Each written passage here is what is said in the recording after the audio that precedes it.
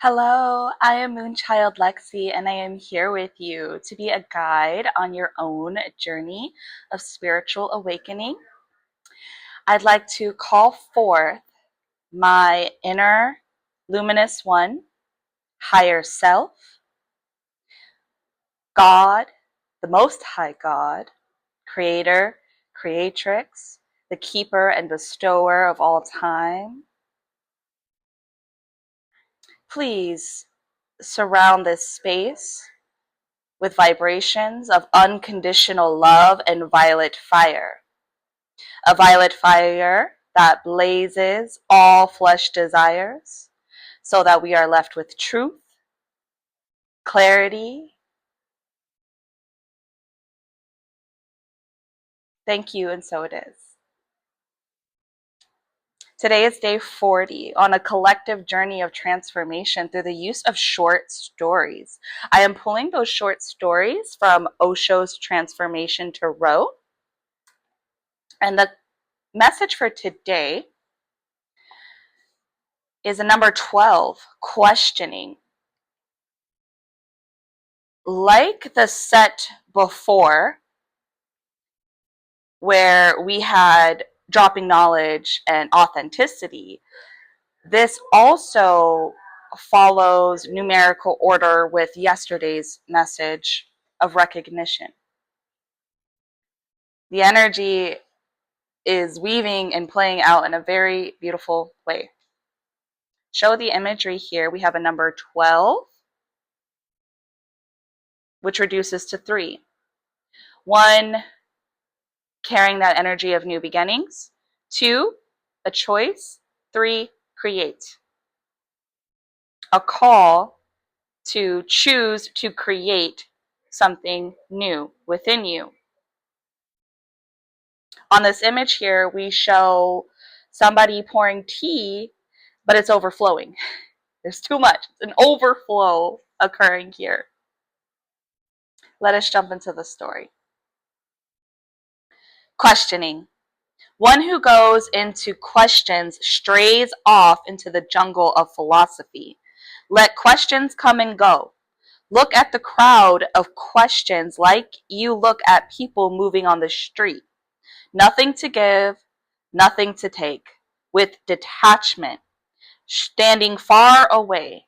The more distance there is between you and your questions, the better, because it is in the gap that the answers will arise. The professor and his thirst for answers. A professor of philosophy went to a Zen master, Nanin, and he asked about God, about nirvana, about meditation, and so many things. The master listened silently, questions and questions and questions, and then he said, "You look tired. You have climbed this high mountain. You have come from a faraway place. Let me first serve you tea." And the Zen master made tea. The professor waited. He was boiling with questions. And when the master was making tea and the samovar was singing and the aroma of the tea was started spreading, the master said to the professor, "Wait, don't be in such a hurry. Who knows? Even by drinking tea, your questions may be answered." Or even before that. The professor was at a loss. He started thinking, this whole journey has been a wastage. This man seems to be mad. How can my question about God be answered by drinking tea? What relevance is there? It is better to escape from here as soon as possible. But he was also feeling tired, and it was good to have a cup of tea before he started descending back down the mountain. The master brought the kettle, poured tea in the cup, and went on pouring. The cup was full, and the tea started overflowing into the saucer, and he went on pouring. Then the saucer was also full. Just one drop more, and the tea would start flowing onto the floor. And the professor said, "Stop! What are you doing? Are you mad or something? Can't you see that this cup is full? Can't you see the saucer is full?" And the Zen master said, "That's the exact situation you are in. Your mind is so full of questions that even if I answer, you don't even have any space for that answer to go in. But you look like an intelligent man. You could see the point that now, even a single drop more of tea, and it will not be contained by the cup or the saucer, it will start overflowing onto the floor. And I tell you, since you entered this house, your questions and overflowing all over this place. This small, but it is full of your questions. Go back, empty your cup, and then come. First, create a little space in yourself. Breathe in. Extra long. Exhale to release. Letting extra carbon dioxide out so we can let more oxygen in.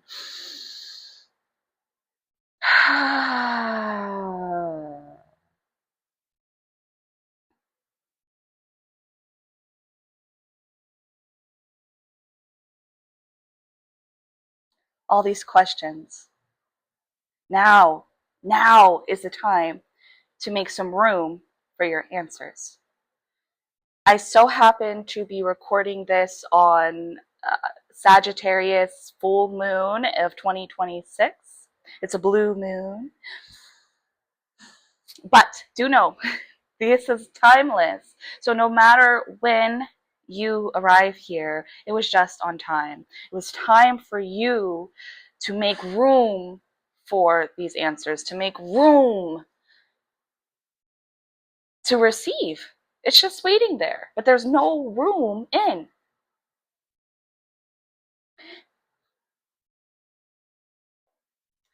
With this full moon,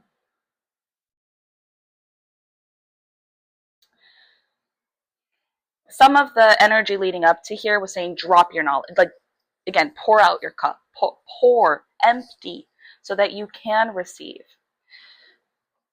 I understand that can be very challenging. Let me offer this for you. As you sit down in your meditation, or if you're soaking in that full moon,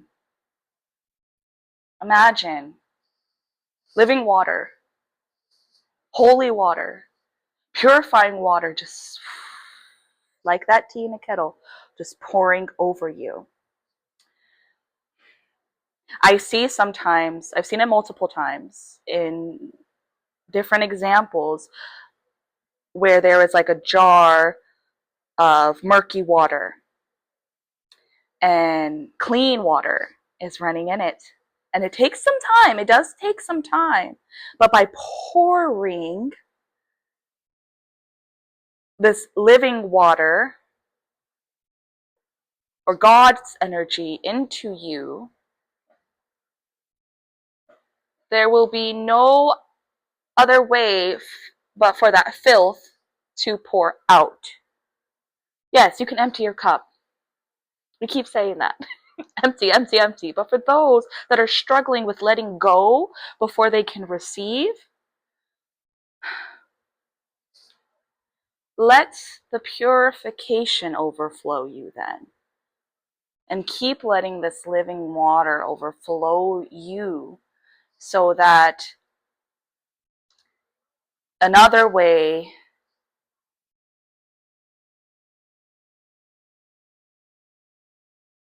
this route takes time, a little bit longer time for those that have a hard time letting go. Like I would really struggle with dietary changes because cutting out felt like punishment. So I just would add in more good food, add in more good stuff, nutrients. So by the time I was eating more good stuff, I either didn't have time for the negativity or I no longer desired it. So it was out. So that's just an alternative route with that same overflow energy. You can overflow light and living water into you. But the big ask from Spirit on this full moon, this blue moon, is to let go.